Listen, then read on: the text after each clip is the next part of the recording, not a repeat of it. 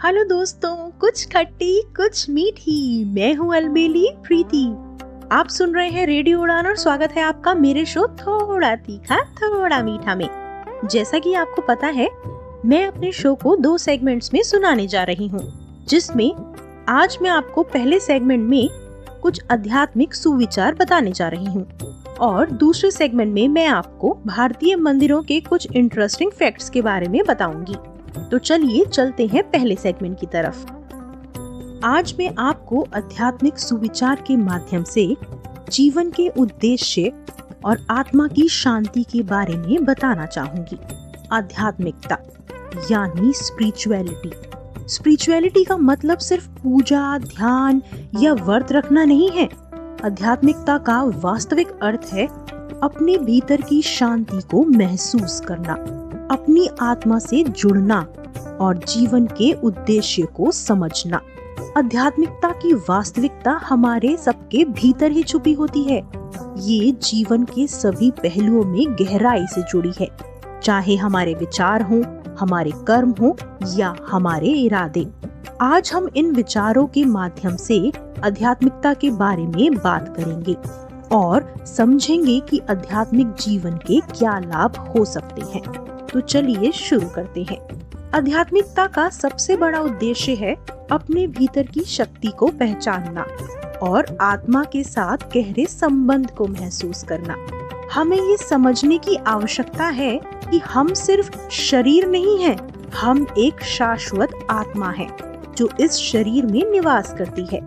आत्मा से जुड़ने का मतलब है हम अपनी असली पहचान को पहचानते हैं।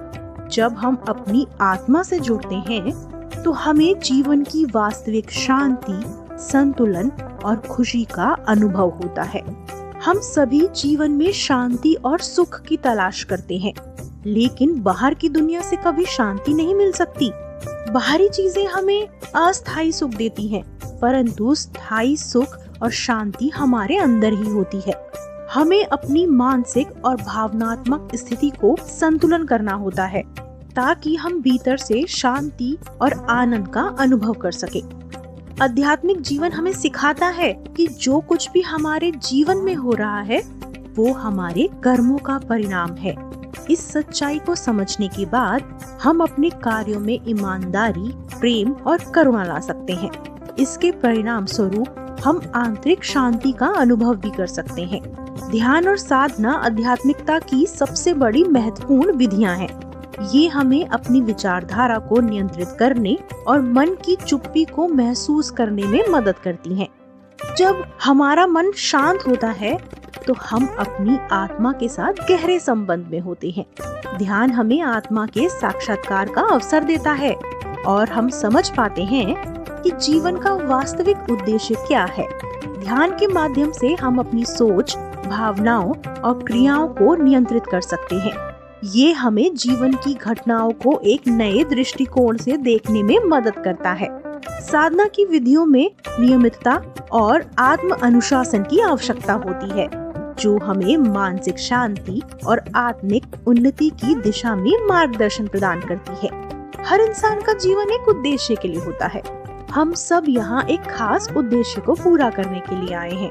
इस उद्देश्य को पहचानने और उसे पूरा करने के लिए हमें आध्यात्मिक मार्ग पर चलना होता है। जब हम अपने जीवन के उद्देश्य को समझते हैं और उसे पूरा करने की दिशा में काम करते हैं तो हम सच्चे आनंद और संतोष की स्थिति में पहुँचते हैं। ध्यान और साधना के माध्यम से हम अपने जीवन के उद्देश्य को पहचान सकते हैं। हमें अपनी आत्मा की आवाज सुननी होती है ताकि हम अपनी वास्तविकता को समझ सके और जीवन में सफलता, प्रेम और खुशी प्राप्त कर सके। आध्यात्मिकता का एक अन्य महत्वपूर्ण पहलू प्रेम है। प्रेम केवल शब्दों से नहीं बल्कि हमारे कर्मों, विचारों और भावनाओं से व्यक्त होना चाहिए। जब हम प्रेम और करुणा के साथ दूसरों से व्यवहार करते हैं तो हम अपने भीतर की आत्मा की शक्ति को जागृत करते हैं। प्रेम जीवन का मूल है और जब हम दिल से प्रेम करते हैं तो हम दुनिया से भी प्रेम करते हैं। हमारा उद्देश्य ये होना चाहिए कि हम हर परिस्थिति में प्रेम और करुणा का परिचय दें, क्योंकि यही हमारे जीवन का असली उद्देश्य है। जब हम प्रेम से जुड़ते हैं तो हम अपने भीतर की शक्ति और ऊर्जा को महसूस करते हैं। आध्यात्मिकता का एक महत्वपूर्ण पहलू ये भी है कि हमें अपने अहंकार को समाप्त करना होता है। अहंकार हमें अपने वास्तविक स्वरूप से दूर करता है और हमें भ्रमित करता है। जब हम अपने अहंकार को छोड़ देते हैं और अपने भीतर की शांति और प्रेम को महसूस करते हैं तो हम जीवन में सही दिशा में आगे बढ़ते हैं। अहंकार हमें आत्म संस्कार से दूर करता है और हमें एक कड़े संघर्ष में डालता है। इसलिए आध्यात्मिक मार्ग पर चलने के लिए ये जरूरी है कि हम अहंकार से मुक्त हो जाएं। हमारे जीवन में जो भी घटित होता है वो हमारे कर्मों का परिणाम होता है। आध्यात्मिकता हमें समझाती है कि अच्छे और बुरे कर्मों का असर हमारे जीवन पर पड़ता है। अगर हम अच्छे कर्म करते हैं तो हमें अच्छे परिणाम मिलते हैं और अगर हम बुरे कर्म करते हैं तो हमें दुख और परेशानियां मिलती हैं। आध्यात्मिक जीवन में हमें अपने कर्मों को बारीकी से अवलोकन करना चाहिए। हमें ये सुनिश्चित करना चाहिए कि हम जो भी कर्म करें वो हमारे अंतर्मन से सच्चे और निष्कलंक हों। तभी हम अपनी आत्मिक उन्नति की दिशा में कदम बढ़ा सकते हैं। समर्पण आध्यात्मिक जीवन का एक महत्वपूर्ण हिस्सा है। जब हम अपने जीवन को पूरी तरह से ईश्वर के हाथों में सौंप देते हैं तो हमें एक गहरी शांति और संतोष का अनुभव होता है। समर्पण का मतलब ये नहीं है कि हमें अपने जीवन को पूरी तरह से छोड़ देना है, बल्कि इसका मतलब है कि हमें अपने जीवन में हर क्रिया, विचार और कर्म को ईश्वर के मार्गदर्शन में करते रहना है। समर्पण हमें सिखाता है कि हम हर स्थिति को स्वीकार करें और उनमें से कुछ सीखने की कोशिश करें। चाहे वो सुख हो या दुख, हमें उसे स्वीकार करना चाहिए और आगे बढ़ना चाहिए। समर्पण से हम अपने जीवन की मुश्किलों को आसानी से पार कर सकते हैं। आध्यात्मिक जीवन का उद्देश्य केवल आत्मा की शांति प्राप्त करना नहीं है, बल्कि ये हमारे जीवन के हर पहलू को बेहतर बनाना है और हमारे विचार, कर्म और संबंधों को भी प्रगति की दिशा में बदलता है। आध्यात्मिक जीवन हमें अपने जीवन के उद्देश्य को समझने, अपने अंदर की शक्ति को पहचानने और शांति और प्रेम से जीने का तरीका सिखाता है। जब हम आध्यात्मिक मार्ग पर चलने का संकल्प लेते हैं तो हम अपने जीवन को एक नई दिशा दे सकते हैं। हमें ये समझना होगा कि आध्यात्मिक जीवन का मतलब दुनिया से भाग जाना नहीं है, बल्कि हमें अपनी जिम्मेदारियों को अच्छे तरीके से निभाना है और अपनी आत्मा के साथ एक गहरे संबंध में रहना है। दोस्तों, आध्यात्मिकता हमें अपने वास्तविक रूप को पहचानने और जीवन के उद्देश्य को समझने का मार्गदर्शन देती है। ये हमें मानसिक शांति, संतुलन और प्रेम का अनुभव करवाती है। ध्यान, साधना और समर्पण के माध्यम से हम अपने भीतर की शक्ति को जागृत कर सकते हैं और जीवन को एक नई दिशा दे सकते हैं। जब हम अपने कर्मों, विचारों और भावनाओं को शुद्ध और संतुलित करते हैं तो हम जीवन में सच्चे सुख और शांति का अनुभव करते हैं। आध्यात्मिकता का सबसे बड़ा संदेश यही है कि हमें अपने भीतर की शांति को महसूस करना है, क्योंकि जब तक हम अपने भीतर से खुश नहीं होंगे तब तक बाहरी दुनिया से खुश नहीं हो सकते। यही जीवन का वास्तविक उद्देश्य है। आप सुन रहे हैं रेडियो उड़ान और शो का नाम है थोड़ा तीखा थोड़ा मीठा। चलिए अब हम आगे बढ़ते हैं दूसरे सेगमेंट की तरफ। जैसा कि मैंने आपको बताया था कि आज हम दूसरे सेगमेंट में भारतीय मंदिरों के बारे में कुछ इंटरेस्टिंग फैक्ट्स के बारे में बात करेंगे। तो चलिए शुरू करते हैं। भारत में मंदिरों की संख्या और विविधता इतनी अधिक है कि उनके बारे में जानना एक विशाल विषय है। यहाँ मैं आपको कुछ प्रमुख और दिलचस्प तथ्य भारतीय मंदिर के बारे में बताने जा रही हूँ। नंबर 1, काशी विश्वनाथ मंदिर, वाराणसी। वाराणसी में स्थित काशी विश्वनाथ मंदिर भगवान शिव को समर्पित है और ये भारत के सबसे प्रसिद्ध मंदिरों में से एक है। ये मंदिर गंगा नदी के पश्चिमी तट पर स्थित है और यहाँ शिवलिंग के रूप में भगवान शिव की पूजा की जाती है। मंदिर का इतिहास प्राचीन काल से जुड़ा हुआ है। और ये हिंदू धर्म के प्रमुख तीर्थ स्थलों में शामिल है। नंबर 2, केदारनाथ मंदिर उत्तराखंड। उत्तराखंड के रुद्रप्रयाग जिले में स्थित केदारनाथ मंदिर भगवान शिव को समर्पित है। ये मंदिर समुद्र तल से 3583 मीटर की ऊंचाई पर स्थित है और 12 ज्योतिर्लिंगों में से एक है। ये मंदिर 4 धाम यात्रा का एक महत्वपूर्ण हिस्सा है और ये इसकी वास्तुकला और धार्मिक महत्व के लिए प्रसिद्ध है। नंबर 3, महाबोधि मंदिर बोधगया। बिहार के बोधगया में स्थित महाबोधि मंदिर बौद्ध धर्म का महत्वपूर्ण स्थल है। ये वही स्थान है जहां भगवान बुद्ध ने आत्मज्ञान प्राप्त किया था।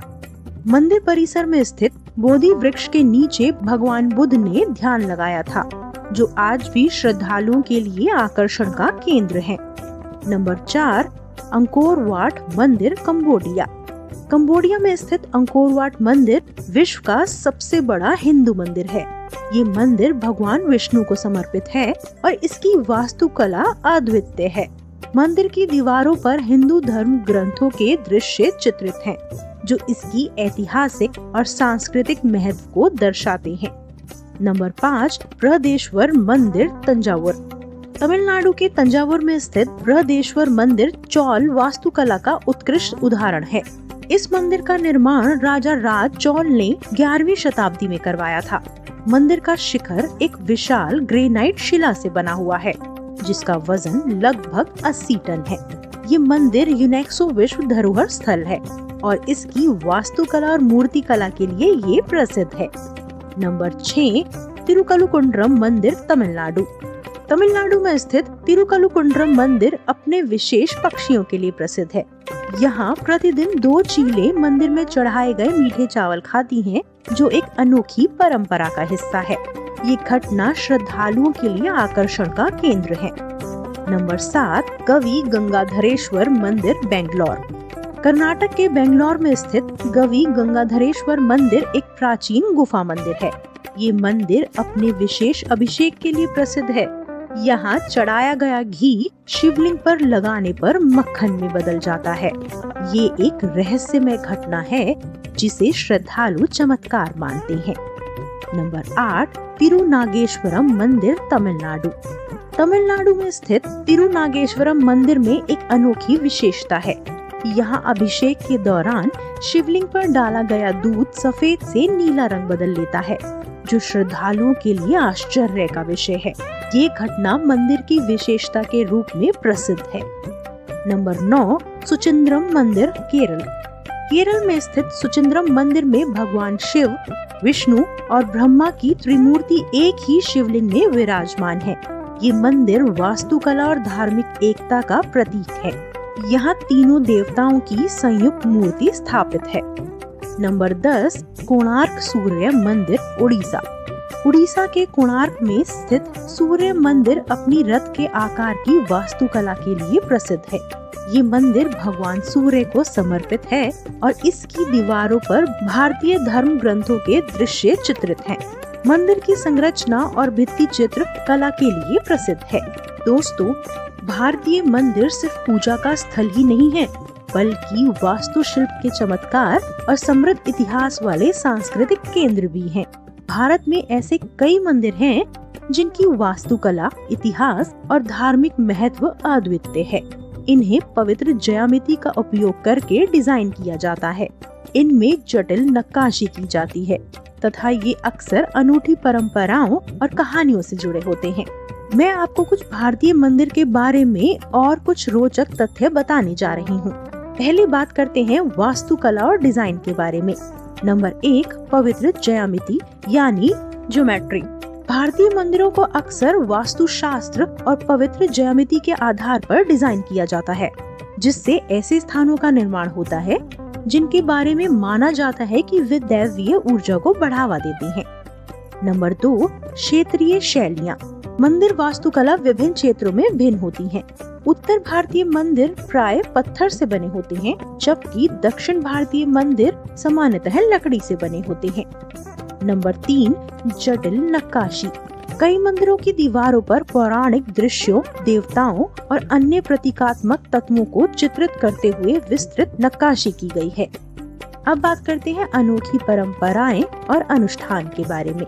नंबर 1, घंटी बजाना। मंदिर की घंटी बजाना एक सामान्य प्रथा है। ऐसा माना जाता है कि ये पवित्र स्थान में प्रवेश करने की अनुमति मांगने और देवता की उपस्थिति का आह्वान करने का एक तरीका है। नंबर 2, पूजा और आराधना। मंदिर वो स्थान है जहाँ भक्त पूजा करते हैं। ये पूजा का एक रूप है जिसमें देवता को प्रसाद चढ़ाया जाता है और उनका आशीर्वाद प्राप्त किया जाता है। नंबर 3, मंदिर उत्सव। कई त्योहार मंदिर में मनाए जाते हैं, जिनमें अक्सर जुलूस, अनुष्ठान और सामुदायिक समारोह शामिल होते हैं। अब बात करते हैं ऐतिहासिक और सांस्कृतिक महत्व के बारे में। नंबर 1, प्राचीन उत्पत्ति। कुछ भारतीय मंदिरों का इतिहास प्राचीन है। बिहार का मुंडेश्वरी देवी मंदिर सबसे पुराना कार्यात्मक हिंदू मंदिरों में से एक है। नंबर 2, तीर्थ स्थल। मंदिर महत्वपूर्ण तीर्थ स्थल के रूप में कार्य करते हैं, जो पूरे भारत और विश्व से भक्तों को आकर्षित करते हैं। उदाहरण के लिए उत्तर प्रदेश में कई प्रसिद्ध तीर्थ स्थल हैं, जिनमें कुछ प्रमुख हैं: अयोध्या, मथुरा, वृंदावन, बनारस, प्रयागराज और कुशीनगर। ये स्थान हिंदू, बौद्ध और जैन धर्म के लिए महत्वपूर्ण है। नंबर 3, सामाजिक केंद्र। मंदिर अक्सर सामुदायिक जीवन के केंद्र होते हैं तथा सामाजिक समारोह, सांस्कृतिक कार्यक्रमों और धर्मार्थ गतिविधियों के लिए स्थान के रूप में कार्य करते हैं। अब मैं आपको कुछ अन्य दिलचस्प तथ्यों के बारे में बताऊंगी। नंबर 1, रासायनिक प्रतिक्रियाओं से बची मूर्तियाँ। रासायनिक प्रतिक्रियाओं से बचने वाली मूर्तियाँ आमतौर पर मजबूत, अक्रियाशील सामग्रियों से बनी होती हैं, जो रासायनिक प्रतिक्रियाओं में शामिल होने के लिए तैयार नहीं होती हैं। कुछ उदाहरण में सोना, प्लेटिनम और कुछ प्रकार के कांच शामिल हैं। कुछ मामलों में मंदिर की मूर्तियों ने रासायनिक प्रतिक्रियाओं के प्रति प्रतिरोध प्रदर्शित किया है, जैसे भगवान वेंकटेश की मूर्ति जो कपूर के प्रति प्रतिक्रिया नहीं करती। नंबर 2, अद्वितीय विशेषताओं वाले मंदिर। कुछ मंदिर अपनी असामान्य विशेषताओं के लिए जाने जाते हैं, जैसे अनंतपुरा झील मंदिर, जिसमें शाकाहारी मगरमच्छ बाबिया रहता है। नंबर 3, रहस्य और किंवदंतियाँ। कई मंदिर कहानियों और किंवदंतियों से घिरे हुए हैं, जो उनके रहस्य और आध्यात्मिक महत्व को बढ़ाते हैं। उदाहरण के लिए गुजरात का स्तंभेश्वर महादेव मंदिर, जिसे गायब मंदिर भी कहा जाता है। ऐसा माना जाता है कि दिन में 2 बार गायब हो जाता है। ये इसलिए होता है क्योंकि मंदिर अरब सागर के किनारे स्थित है और ज्वार भाटा के कारण मंदिर कुछ देर के लिए समुद्र में डूब जाता है और फिर वापस दिखाई देने लगता है। मंदिर के गायब होने के पीछे कोई चमत्कार नहीं है, बल्कि ये एक प्राकृतिक घटना है जो समुद्र के ज्वार भाटा के कारण होती है। श्रद्धालु मानते हैं कि समुद्र द्वारा शिव का अभिषेक किया जा रहा है, इसलिए मंदिर को गायब होने के बाद वापस दिखाई देना एक तरह से शिव का अभिषेक माना जाता है। ये मंदिर एक अद्भुत और अनोखा स्थान है, जो हर साल दुनिया भर से पर्यटकों और श्रद्धालुओं को आकर्षित करता है। और दूसरा है मेहंदीपुर बालाजी, जो बुरी आत्माओं से छुटकारा दिलाने के लिए जाना जाता है। दोस्तों, इन मंदिरों की यात्रा से न केवल आध्यात्मिक संतोष मिलता है, बल्कि भारतीय संस्कृति और विरासत को भी समझा जा सकता है। तो आज के शो में बस इतना ही। फिर मुलाकात होगी मेरे नेक्स्ट शो थोड़ा तीखा थोड़ा मीठा में संडे रात 10 बजे और रिपीट शो मंडे शाम 5 बजे। आप हमारे शो को हमारी वेबसाइट www.radioudan.com और हमारी ऐप रेडियो उड़ान पर भी सुन सकते हैं। तब तक के लिए गुड बाय। अपना ध्यान रखिए, खुश रहिए, स्वस्थ रहिए।